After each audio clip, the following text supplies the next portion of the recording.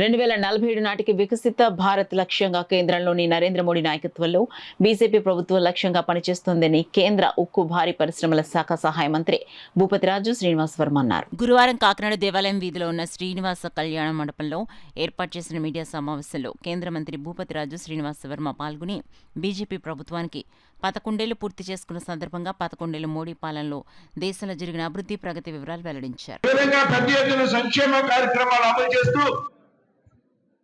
మరొక పక్క అభివృద్ధి కార్యక్రమాలు చేపడుతూ ఇటు సంక్షేమాన్ని అటు అభివృద్ధి కార్యక్రమాలను కూడా బ్యాలెన్స్ చేసుకుంటూ సంక్షేమ కార్యక్రమాల వల్ల అభివృద్ధి కుంటుపడకూడదు, అభివృద్ధి కార్యక్రమాల వల్ల సంక్షేమం కుంటుపడకూడదు అనేటువంటి ఒక ఆలోచనతో రెండింటిని కూడా బ్యాలెన్స్ చేసుకుంటూ ముందుకెళ్ళినటువంటి ప్రభుత్వం నరేంద్ర మోడీ గారి ప్రభుత్వం అని చెప్పడంలో కూడా ఏమాత్రం అనుమానం లేదు. ఇవాళ ప్రపంచంలో భారతదేశం అతిపెద్ద బలమైనటువంటి శక్తిగా ఆవిర్భవించింది అనేటువంటి విషయం అందరూ ఒప్పుకుని తీరాల్సినటువంటి విషయం. ఈ వేళలో ప్రపంచంలో 4వ అతిపెద్ద ఆర్థిక వ్యవస్థగా భారతదేశం ఉంది.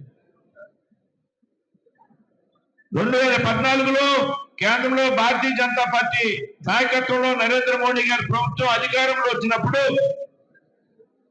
11వ ఆర్థిక వ్యవస్థగా ఉన్నటువంటి భారతదేశం ఈవేళ 4వ ఆర్థిక వ్యవస్థకు చేరుకుంది అంటే అది కేవలం నరేంద్ర మోడీ గారి వల్లనే సాధ్యమైనది అనేటువంటి విషయాన్ని మనందరూ కూడా అంగీకరించాం.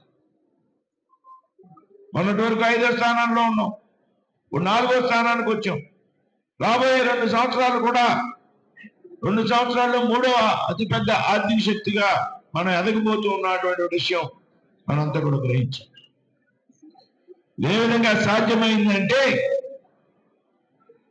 నరేంద్ర మోడీ గారి ప్రభుత్వం అనుసరించినటువంటి విధానాల వల్ల మాత్రమే సాధ్యమైంది అనేటువంటి విషయాన్ని మనంతా కూడా గ్రహించాం.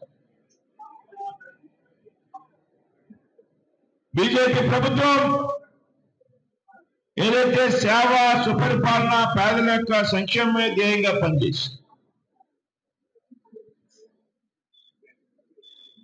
బీజేపీ ప్రభుత్వం పేదల కోసం పనిచేసింది, సుపరిపాలన అందించడం కోసం పనిచేసింది,